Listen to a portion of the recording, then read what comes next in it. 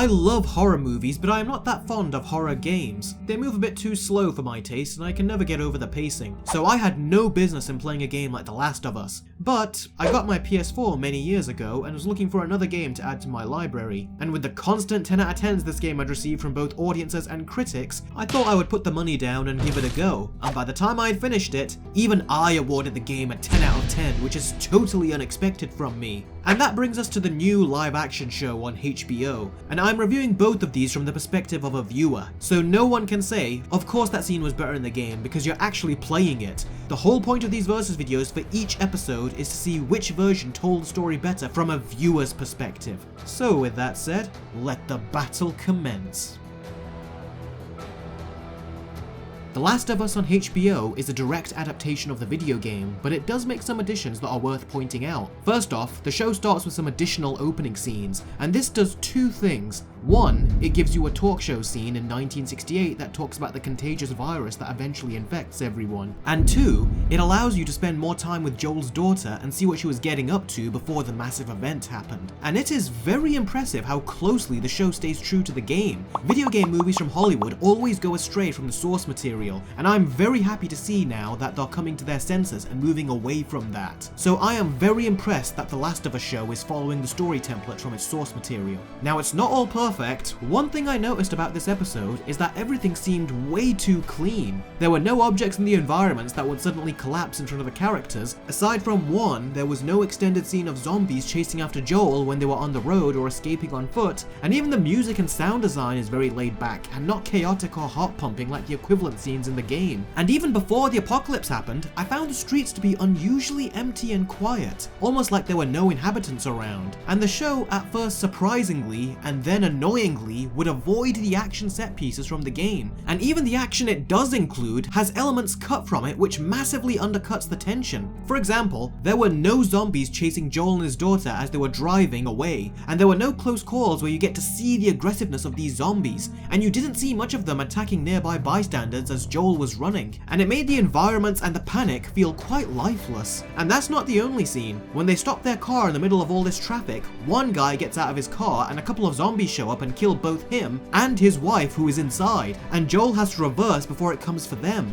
In the show, you don't get that. They just see all the traffic and go another way. The show really did lack that punch of danger, panic, and urgency that the game had, and as a result, it felt less intense and engrossing to me. The odd one would jump out, but it just wasn't enough to keep you on the edge of your seat and unsettled. I hope they improve on this in future episodes, but in the case of the first episode, although it wonderfully got the atmosphere down, I do think that it was missing the energy and adrenaline rush that came with the game, as well as the overwhelming sense of chaos and panic. As is, the sense of panic is just not there in this episode, and the pathway for our live action characters is relatively clear and easy to cross when compared to the characters in the game. And that's not the only scene. In the game, both Joel and Tess go to get their revenge on Robert for screwing them over, and we actually see them get their revenge and work their way through his people, where they eventually interrogate and kill Robert, only to run into Marlene and Ellie. In the show, they go to get their revenge, and once they get there, Robert and his people are already dead, off screen. Things like this affect the pacing, and on top of that, we also don't get to see the Fireflies attacking the military, so we just transition from one talking scene to another talking scene, without any of the action in between. We are just being told so much stuff, but we don't get to see enough of it. Joel and Tess's road to revenge was plagued with many difficulties in the game, but in the show, it was so easy it's not even funny. Now I know with a game you need to include more action than a movie or TV show, but rather than finding a middle ground and breaking up the talking with some action, the show takes the complete opposite approach and includes no action, and it reduces the constant feeling of danger and being on the edge of your seat. So this does prove to be a problem to me, and it makes this show fall into the potential trap of just being another talking simulator type show, and the video game never fell into that trap. Something that I hear does happen with the later episodes. All of these things and more happened one too many times to the point that it took the edge and unpredictability of the story away, and it makes the narrative less interesting to keep up with as a result.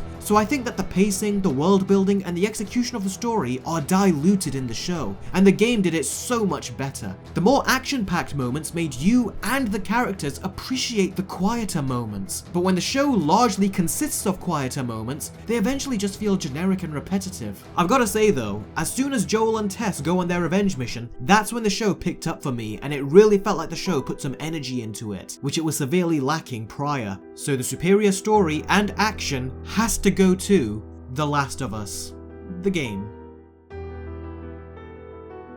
Now I'm going to save my thoughts for this scene to the end of the segment, as I have a lot to say about it, but let's start with the rest of the characters. Now I thought everyone was very well cast in this show, and most of the time they look very close to the characters in the game. It's just a shame that Ellie doesn't. Now we didn't get to see much of Ellie in this first episode, but I definitely thought that Bella Ramsey did a very good job at mimicking Ellie's inflections and speech patterns. I just have one problem with her so far. Unlike the rest of the characters, she doesn't look like Ellie, and that was kinda disappointing. In a show where everyone looks like the characters from the source material, it is quite distracting when one of the main ones doesn't. But so far, I was increasingly impressed with her performance, but we have to see more for me to give a definitive opinion on her. And then we get Joel, played by Pedro Pascal. Now when we flash forward 20 years into the future, we immediately see a broken and older man in the game. In the show, we see an older man, but I didn't really buy him as being a broken man. In the game, it felt more genuine. In the show, it was good, but you didn't get those vibes right off the bat. That being said, I want to touch on something that's very important for the live action Joel. In the game, when he, Tess, and Ellie were caught by the military, there were two guards. In the show, it was the same one that Joel was selling drugs to earlier. Now in the game, they end up shooting the two and moving on. In the show, however, Joel gets flashbacks to when the soldier shot his daughter, and he suddenly loses it and uncontrollably beats the guy to death. So clearly, the show is putting more emphasis and tapping into some PTSD that Joel has. The reason this is important is because it doesn't happen in the game. Not at this point at least. And I thought this was interesting for the show to tackle, and I am very curious to see how this gets developed further. But Pedro Pascal does a very good job at playing Joel. At first I was skeptical because I thought Hollywood were typecasting him because he was successful on another show where he had to escort a kid,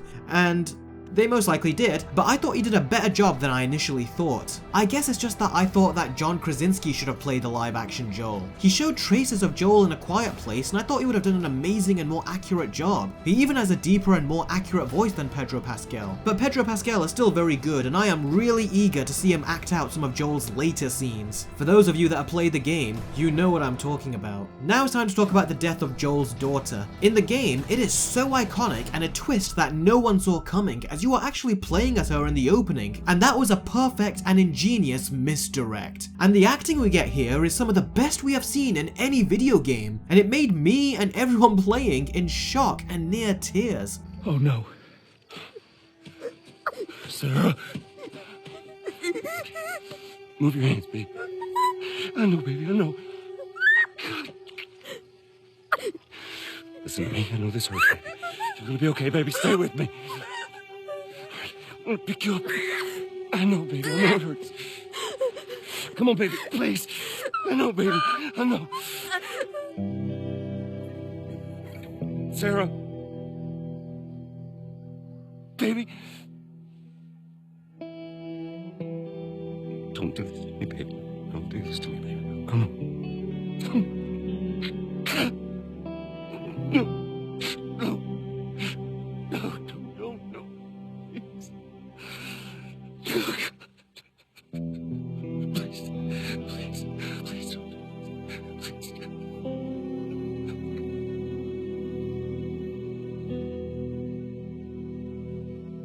In the show, the death of Joel's daughter was nowhere near as effective to me, and my eyes were as dry as a desert. I think a couple of big reasons is the music and Joel's reaction when he realizes that she's dead. In the game, he keeps saying it's gonna be okay, and then there's a moment where he stops and he looks into her eyes and realizes that she's gone. He says her name and she doesn't respond, and the music realizes too, and then he picks her up and he hugs her as he cries. It felt natural, but in the show, he keeps saying it's gonna be okay, and there's never a moment where he just stops and looks at her and realizes she's gone. He just picks her up and hugs her, and the music is nowhere near as emotional in this scene either, and it felt staged, like they are directing the panic, but the actor is not living the panic. Come on, baby girl. Come on, baby girl. I gotta get you up. Come on. Joel's emotions went through phases in the game which felt so real. In the show, Pedro Pascal is just one note the whole time, and this is a movie cry as opposed to a real cry. I remember I had such like a crying hangover the next day. Did you? Yeah, I mean, I was like, It's good to know you're human because I didn't know how you were doing it. 6 hours. Yeah, the way he explained it to me was this. I was like, he goes, right now I have a man broken. I'm like, yeah, you have a man broken. He just lost his daughter. He goes, what I don't have is what's happening. This has happened. I can fix it. It's not working. She's going. She's gone. I'm broken. And I went, that is the mark of a brilliant director. And Pedro Pascal really needed to be given that direction. The whole opening scene felt like a significant downgrade when compared to the game, and that is disappointing to me, because people were praising the scene in the show and saying it was just as good as the scene in the game, and I didn't get that. If you listen to the cries from both Joel and especially Sarah, it was a lot more heartbreaking and hard to watch in the game, and it felt more real. In the show, you can tell the actors are trying, but it just didn't get any reaction out of me, because it felt like acting. Granted, very good acting, but acting nonetheless. And ironically, the emotional reactions felt a lot more real in the game. Sarah. Baby. Don't do this to me, baby. Don't do this to me, baby. Come on. No. No. No. No. No. Please. Please. Please. Please don't. Please. Come on.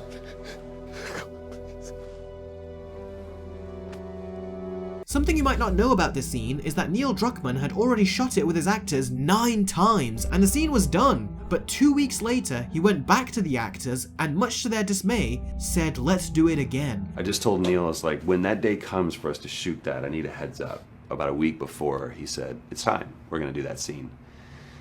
I was like, okay. Please don't do this. Don't do this. Please, God, no. Oh, God, no.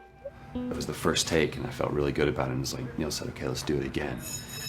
And we go through it again in 5th and 6th and 7th take, and I'm just exhausted. I'm crying between takes. And I'm looking at Neil going, this is really, really hard. And finally, after like the 8th or 9th take, he said, all right, I think we got it. I was like, oh, thank God. Then 2 weeks later, he calls me. And he says, so we need to reshoot a scene. I'm like, cool, what scene are we doing? And he just looks at me. I said, dude, don't do this to me. And so we go through it again, and it just feels fake, feels artificial. Neil comes over to me, and he goes, so I'm picking up on some resistance. I was like, you're damn right you're picking up on some resistance. We've got this in the can already, and we're just wasting our time, and we're wasting all this effort and energy. So we start going through it, and literally I am mindlessly doing these things at this point. Sarah. Baby. Don't do this to me, baby. Don't do this to me, baby. Come on. And he stops, he goes, now we got it. And that's how we got this amazingly impactful scene, one that became so iconic. And in the show, it's clear that this scene is only iconic because of the game, and I seriously doubt that it's going to become equally as iconic all on its own to new viewers. I personally wanted to feel something during this scene, and I even went back to it and watched it a second time, but I just didn't feel anything. All around, I thought the acting was much better in the game too. The game was acted out entirely with motion capture, so both the game and show had actors act out these emotions.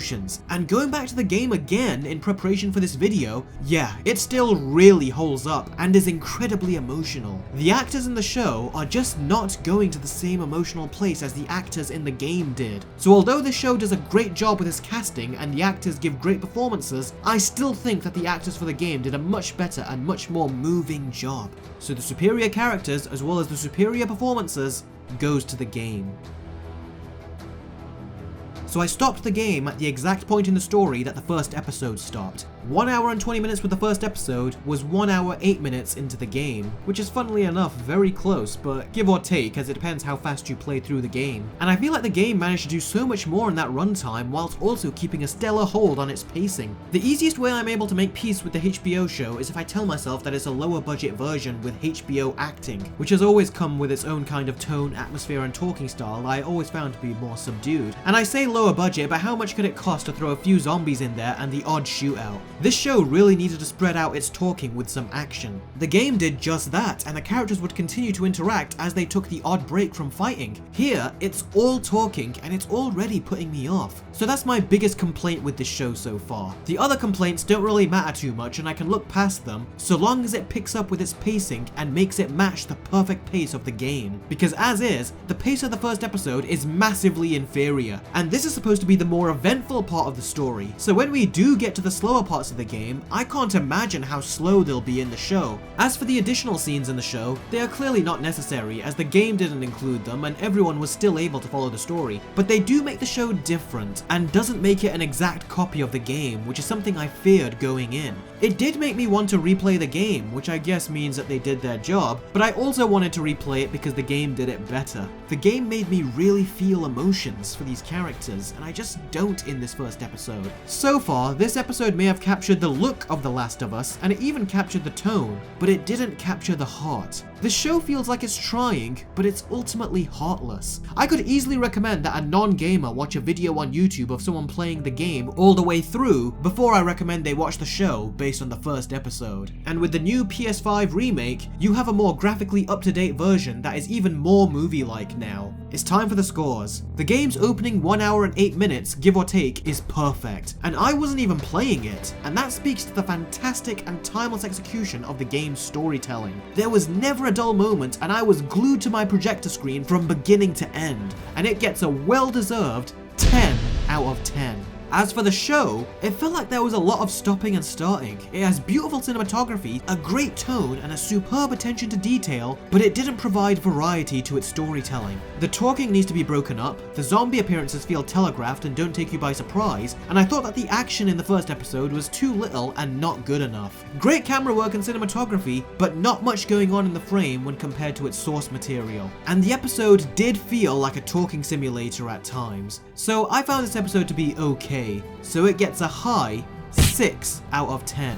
But what did you think? Did you like it? Did you hate it? Or did you also think it was okay so far? Comment below and let me know if you agree or disagree with me. Click that subscribe button and stay tuned as I'm going to be doing versus videos like this every week a new episode comes out. And due to copyright claims, you can see the complete video comparison on my Patreon. And as I said recently, 100% of any donations that are made to the channel via the links in the description will all be spent on my new workstation. The more donations, the faster the computer and the more videos I will be able to create. Thank you so much for watching, guys, and I will see all of you very soon. Take care.